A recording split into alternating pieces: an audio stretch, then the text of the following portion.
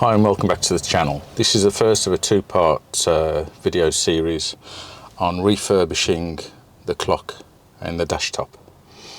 Now you would have thought it's very simple to remove the clock, and it should be, because there's one grub screw under there, which in my case is rounded off and it's turned into a much bigger job. Not too difficult, but it could be a bit dodgy, especially if this starts to disintegrate. So in order to remove the clock, I've got to take the dash top off, which is secured by 4 bolts. Now I'll show you where those are located in a minute, and also it'll be easier for me to show you once the dash top is actually off. So I'll just show you where the bolts are, then I'll remove the dash top, and then we'll have a look at getting the clock out of the dash top. Hope that makes sense. Okay, the first bolts to undo are these here. There's one on this side, as you can see there, and there's one on the other side in roughly the same mirrored location. There should be a bolt also here and one on the opposite side of the dash, and that bolt would be secured by a captive nut, but in my case there just isn't one there. So either the captive nuts are gone, which it looks like they have, or someone didn't want the bother of replacing. As you can see, I've removed both bolts from either end of the dash top, and it's just fell forward as I've removed the bolts, and that really shouldn't happen. And as I said, 2 bolts, securing bolts, are actually missing. So now all I need to do is pull the dash top forward, disconnect the wires that go to the clock, and then I can remove the dash top itself. Okay, let's see how easy it is to remove this dash top now. Those are small bolts that I've removed from either end of the dash top. So let's see how easy this is now to come out. So if we gently lean it forward like so, and that reveals the wires that go to the clock.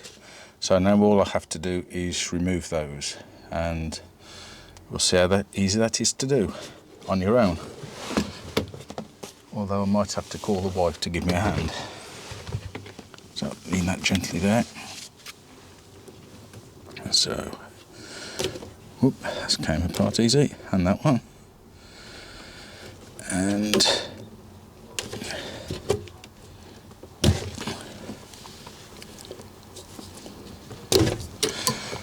that's it, free. That was easier done than said, I think, to be honest. So I can see some evidence of some of the dash top padding falling away here, so let's see how easy the clock is to get out now.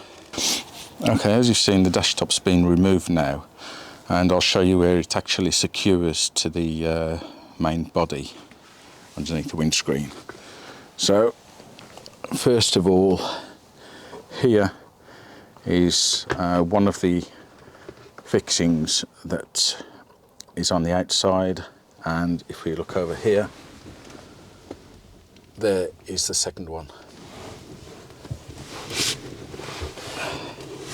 Now the other 2 fixings which were missing on mine are here and here, which is where the bolts go through, and there are actual captive nuts on the underside of the dash top, which I'll cut in now, and that is here and here. And as I thought, I thought the captive nuts were missing, but they're actually fixed in, and it was just the bolts that are missing. So if I can turn this upside down gently, oops, not easy to see, but the captive nuts are actually there. If I can zoom in a little bit, as you can see there and there. Whenever you're doing jobs on old cars, you sometimes come across bits that have been bodged or cut about, so it makes someone's life easier, and I think this is one of them. Someone's taken an angle grinder to this heater, cold air outlet, and I think that's to make removing or putting in the dash top a lot easier, and similar over this side as well. Not one of my favourite things about working on cars, because if you want to restore it or as new, then it's a whole lot more of a problem, but it's there. The dash top fix is okay, and it's hidden, so I'll have to decide whether I actually replace these things or not. They're probably rarer than rocking horse poo, to be honest. There we go. So let's now have a closer look at the actual dash top itself and trying to remove the clock. Let's see what mess I've made of trying to get this clock out in the past. And we'll just get some illumination and zoom in a little bit. As you can see there, as I tried to unscrew it, it just rounded off, and I tried to drill it out while it was still in position under the dash, but with no luck. So I thought it's safer to remove the dash top and try and get it out without making more damage. So what I plan to do is try to drill that out carefully, but if you have a look under here, so that is a captive nut and the thread going through it into the top of the clock. So now I need to remove that somehow. So I think I'll carefully try and drill that out.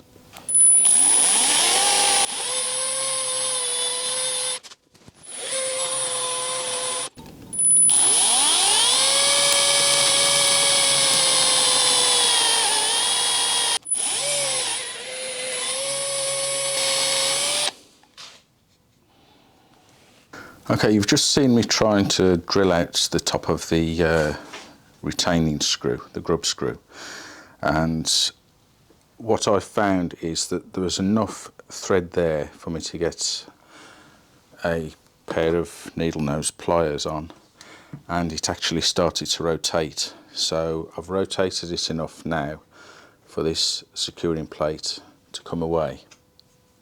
Now I actually thought the grub screw went into the clock, which would have obviously made it more difficult. But now I've removed, I'm going to take this scrub screw out because I've got to replace it now. But it's turned out to be an easier and less damaging job than I thought it might be. So I'm going to remove the rest of this scrub screw now and then pull out the clock.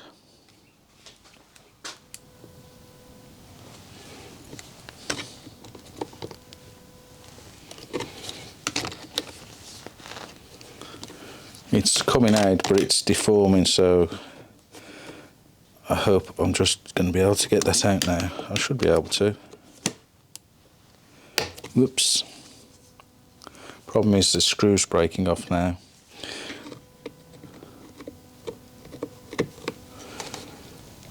Nope. Right, I had to do a little bit off camera because I was having trouble getting the rest of this grub screw out.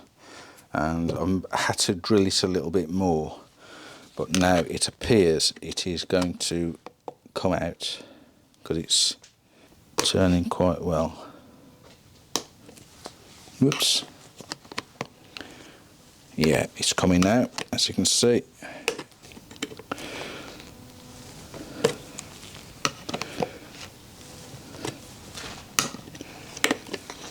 And finally,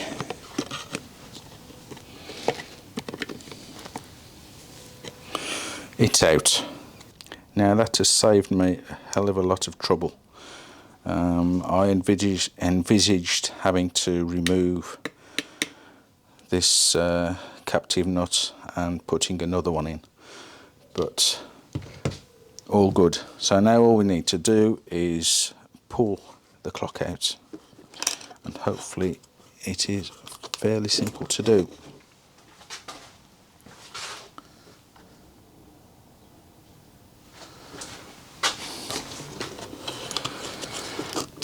So there's nothing else holding it in, so gradually pull it out. And there we have the clock removed from the dash top. So to summarise this video, we've successfully removed the clock. I thought it was going to be a right pig and I might end up damaging something, but that's not the case, and we've successfully drilled and used sharp nose pliers to remove the grub screw. We haven't damaged anything. The captive nut is still okay, so I've just got to buy a few more grub screws for stock and to fix this. I'll be buying an upgrade kit to get this clock working again, so we don't have to replace the clock.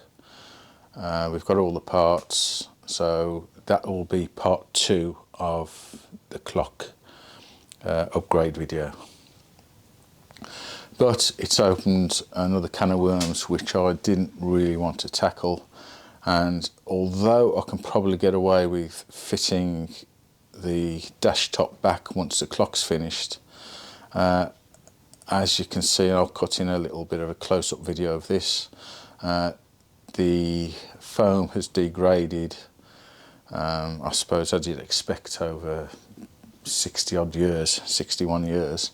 So the foam needs replacing, so that will be the subject, I guess, of another video. So once I've got the kit and we can start refurbishing, I'll film the whole method of upgrading it, fitting it and getting it working again. So that should be in a couple of weeks' time, I guess. In the meantime, there'll be a few more videos on the Rover P4 coming up. So yeah, lots to do, as you always have on a 61-year-old classic car. Okay, thanks for watching. See you in the next one.